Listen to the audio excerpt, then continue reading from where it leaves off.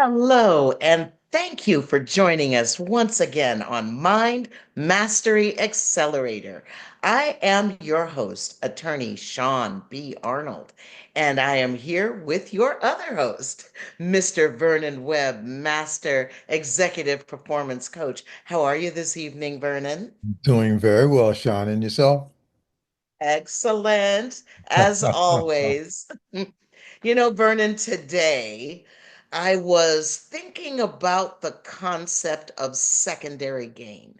And I know that that's a concept that will be sort of unfamiliar to a lot of our listeners, but let me give you the NLP take on what secondary gain is, and then let's discuss it because I think that it might be integral to what's holding our listeners back.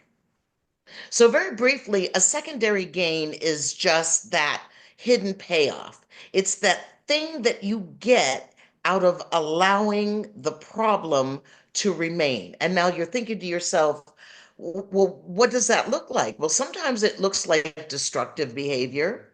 Sometimes it looks like limiting beliefs that then manifest themselves into sabotage.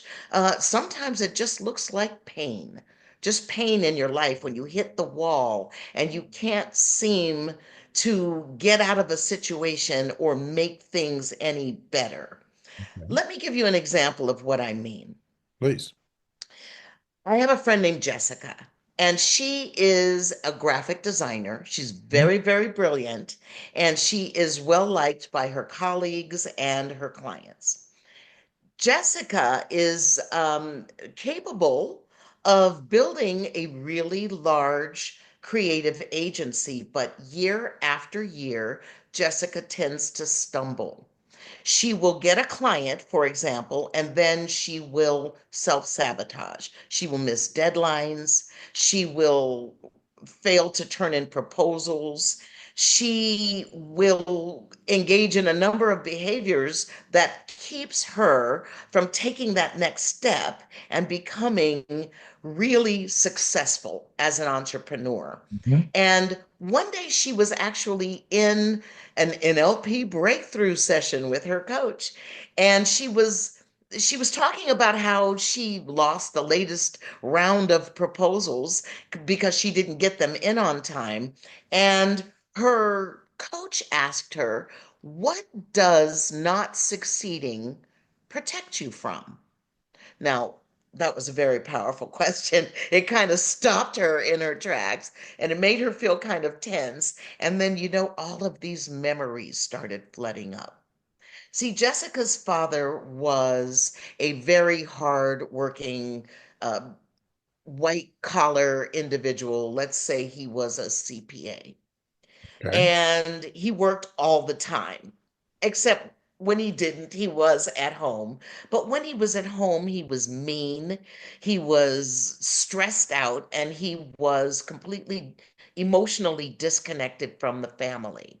And because he was that way, Jessica made a decision in her own mind as a young girl that working too hard equals being mean, equals being emotionally disconnected from her family. So she would get to a place in her career where she's about to step into that high value position and she would sabotage herself because unconsciously she believed that having a successful career will lead her to be like her father.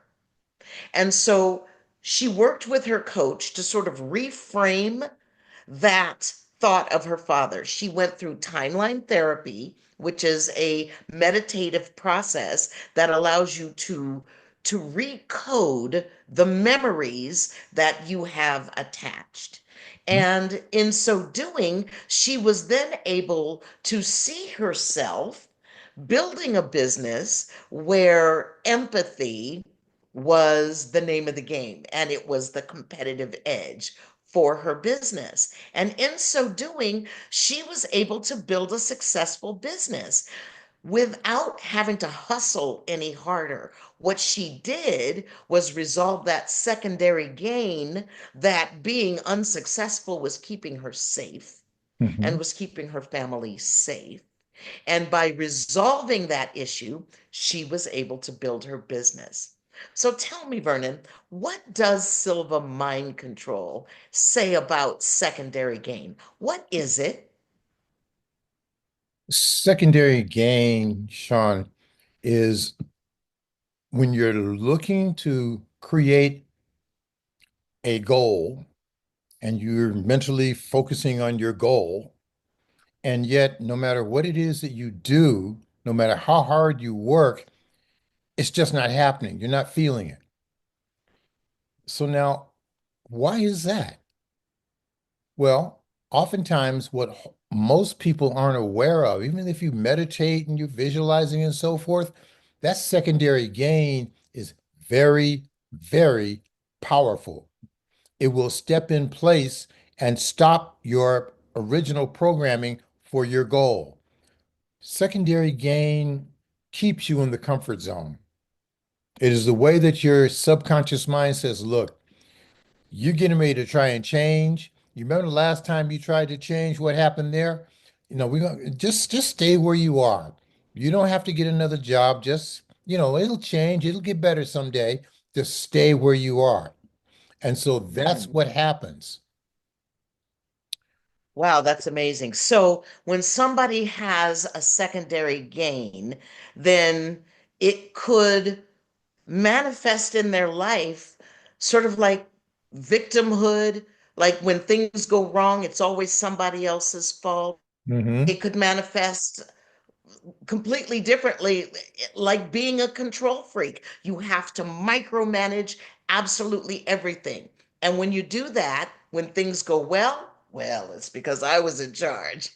And when things go wrong, it was that guy. he wasn't following my orders. Mm. Secondary gain can manifest itself as being stuck and unable to move forward in your life. It can manifest itself as sabotage so that you are basically showing yourself, see, I told you you were a loser. you Yeah. you you Yeah. failed and I knew you would.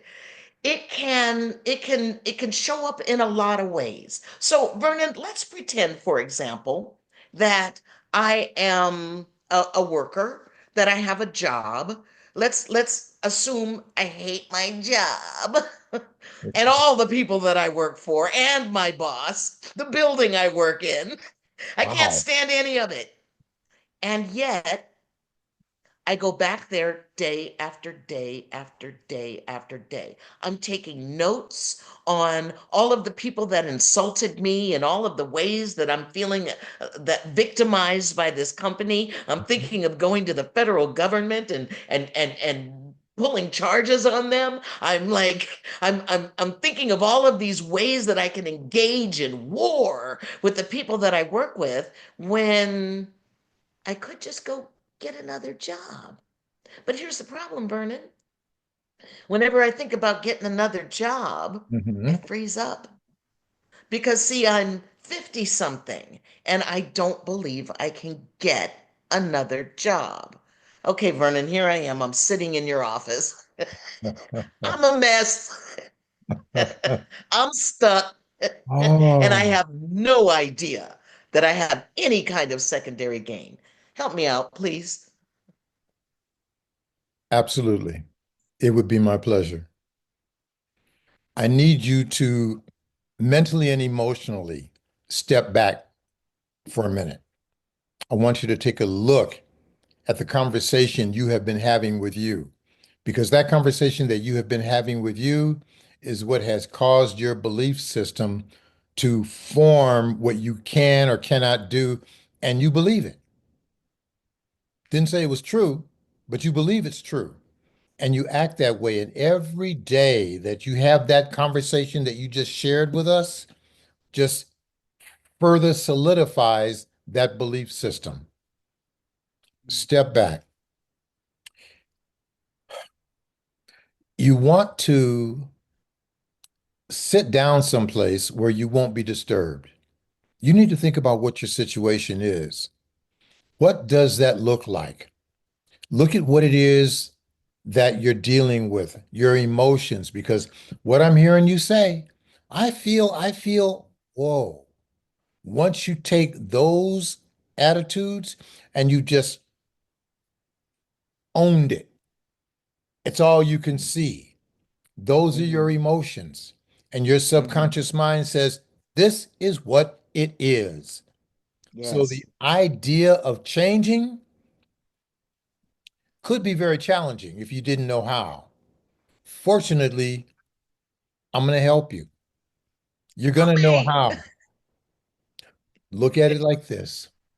First of all, Hmm. let's work on you. You deserve to have a job that you enjoy. Hmm. It's as simple as that. I You want to be do. sure that you are giving Sean some love, some strokes, and that she deserves to have a job where she works at home if that's what she wants. She deserves to have a job where she is respected. She deserves to have a job that is well paying. How are we doing? That's the picture of what I want. I mean, it sounds really, really good, but I've just got this hinky feeling inside. What do I do with it? Again, you know what you want. Now let's look at Hmm. where you are. Right now, Hmm. your expression says it all. Right now, you're creating a lot of negative energy, and your belief system is holding on to that and saying, this is what's real. You're learning to communicate with your subconscious mind. And your subconscious mind, as powerful as it is, doesn't know the difference between a real experience and an imagined experience. So, whatever you tell it in your mind, that's what it is. That's how it sees. So, you want to listen to the self conversation that you're having about what Sean wants, what she deserves, etc. Anytime you come up with something that is negative about Sean and a new job and deserving it, it's got to change. It's got to be cancel, cancel.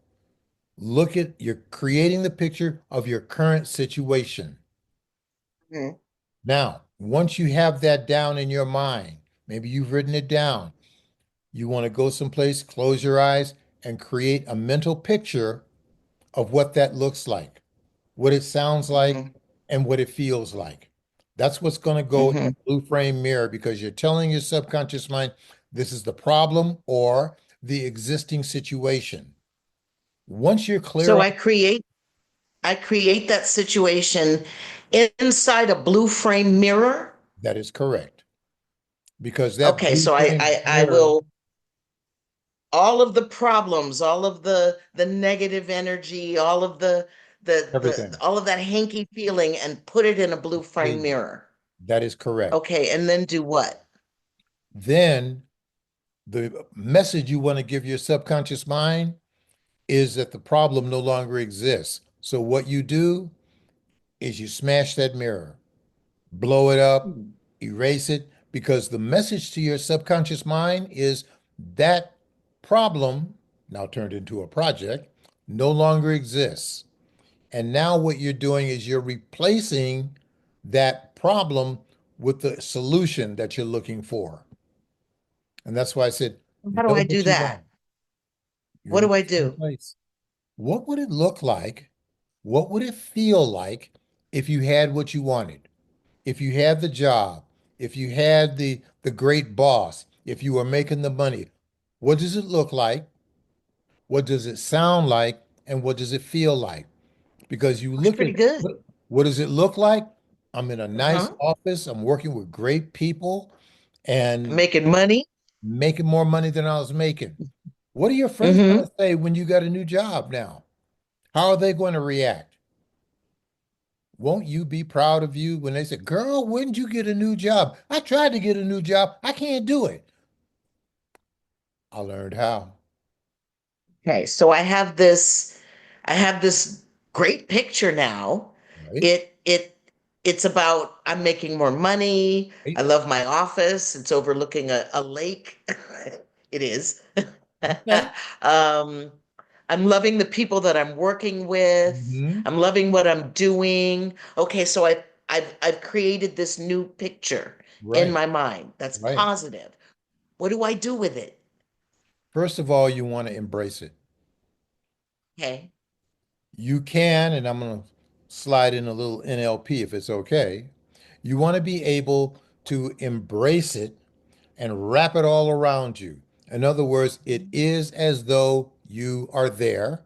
It is as though you are seeing what this new job is going to look like. It is as though you have this boss that comes in, appreciates your work, tells you what a great job you're doing. We're glad we found you.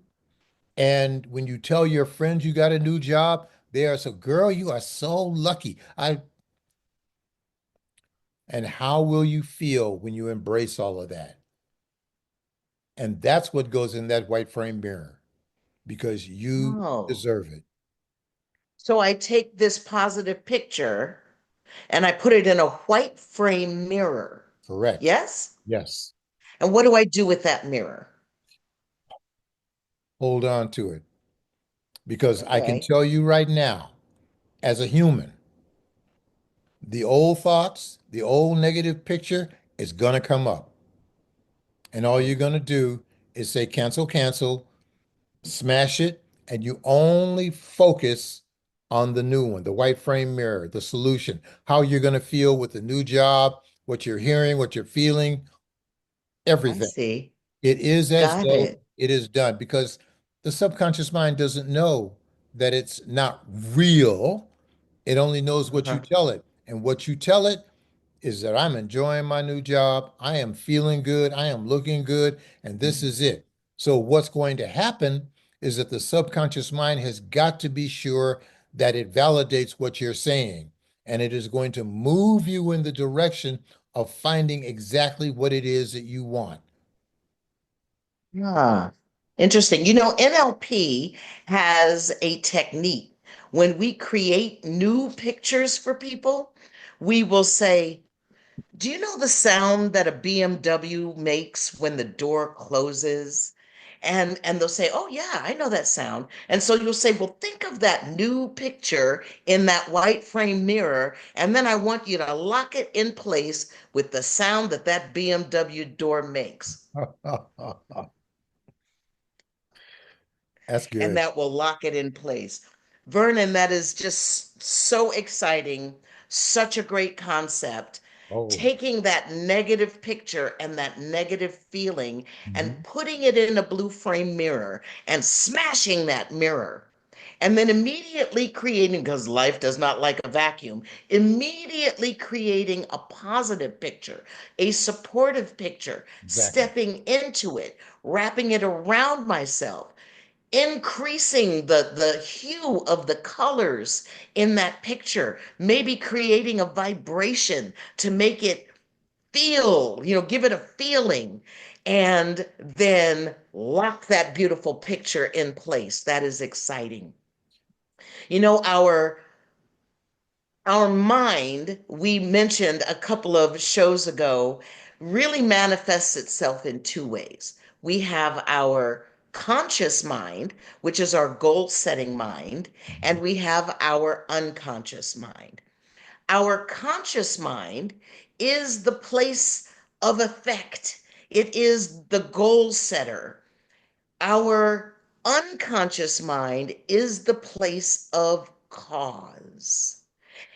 Our conscious mind creates ideas and then impresses those ideas on our unconscious mind. Correct. Our unconscious mind then will receive the ideas from the conscious mind, Mhm. and those ideas that the conscious mind feels, the unconscious mind just accepts as true. Correct. So if you feel that you are a winner, your unconscious mind is going to manifest you being a winner. If you Good. feel you are a loser, your unconscious mind is going to manifest situations to prove it to you. Correct. So here's another technique. In addition to the blue frame and white frame mirror, you can impress your subconscious mind using your sleep. Because of the fact that your unconscious mind and your conscious mind actually meet at the level of your sleep.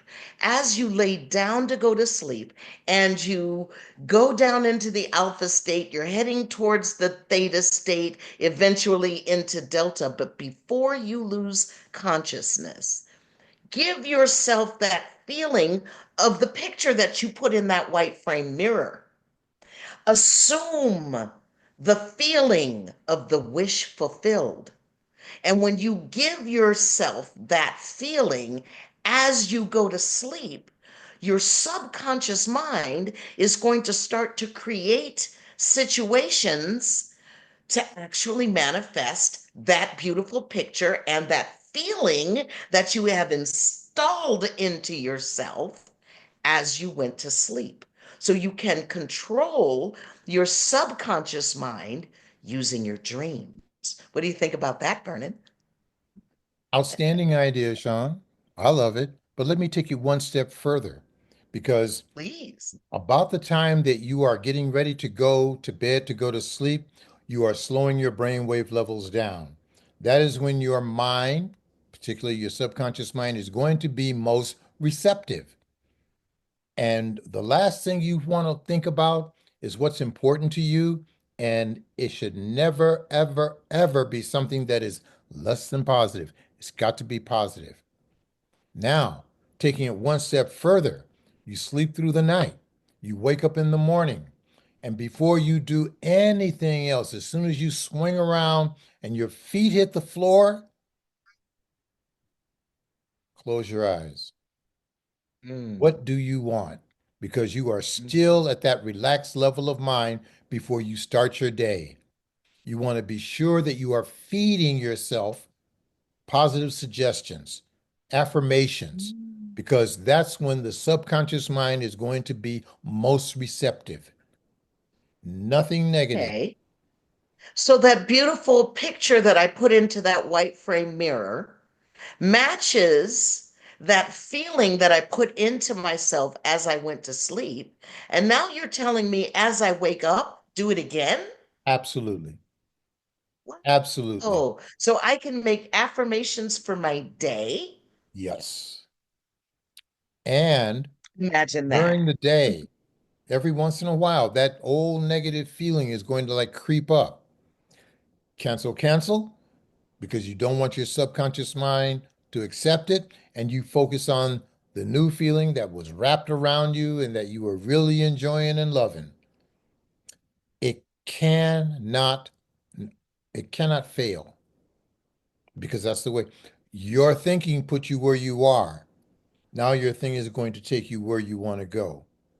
Because what got you here, looking for a job, feeling frustrated, won't get you there.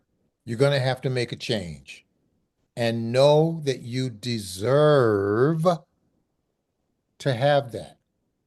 So during the course of the day from now on, give Shawnee some love. I will do that. And so, listeners, we invite you to consider that wheel of life and those areas of your life where you could use some support, where you find that you just keep sabotaging yourself. Are you trying to lose the weight and yet you just seem to just keep eating and or you just refuse to exercise? Consider that area of your life where you're struggling and have a conversation with yourself. Ask yourself what you're getting out of leaving that problem in place. What is it that you're getting out of it? I Are think you feeling like a victim? And so maybe you think that you are getting sympathy? Are you feeling as though, you're failure just can't be your fault and therefore you can't take a chance. There's some of us who were not allowed to fail when we were kids. And so as adults, we just feel like we can't even take a chance because we can't afford to fail. But yes, you can. Remember, what's going on in your mind is not reality. You can reconstruct reality by being that co-creator, getting control of that unconscious conversation, bringing it up and airing it out in the light of day. The light of day is the best disinfectant after all. Let me And you will understand for the first time, perhaps, doing the things that you're doing. And then you can use Vernon's blue mirror, white mirror technique to elicit that picture of unsupport and sabotage and just blow it up, set it on fire, push it into the ocean. Do what's necessary and then create that positive picture in its place. we've had numerous conversations about this, Sean, and what we have determined that is very important is that you take ownership for where you are right now. That is because that gives you your control. Anytime you try and say, well, it's your fault, it's my father's fault, my mother's fault, my job's fault, my boss's fault, the president's fault, you're looking outside of you, which means you don't have any control. And as long as you believe you don't have any control, then you will languish right where you are in that secondary gain. So once you decide, no, I'm in control, I'm going to call the shots, this is what I want. And once you develop what we refer to in training as an internal locus of control, i.e., you're calling the shots, then things change. And when things start changing, you start creating more time for what's going to benefit you. Well worth the effort. It's interesting Absolutely. that if you're with us now, there's something in you that says that what we're talking about, you could resonates with you. And if it resonates with you, I can assure you, hang with us. We will show you exactly how to get what you want because it's all about the mind, what you believe. It is conscious control of the subconscious mind. Sean? And that is a perfect place to end it. So do us a favor, give us a like if any of this conversation is ringing a bell with you, and drop a comment in the box below. Let us know what is it that you're getting out of leaving that problem in place. And then come back and see us again next week on Mind Mastery Accelerator. We are excited to continue this journey with you. And share it with the people that you know. We'll see you We'll next see you week. next week on Mind Mastery Accelerator. Bye bye. Bye.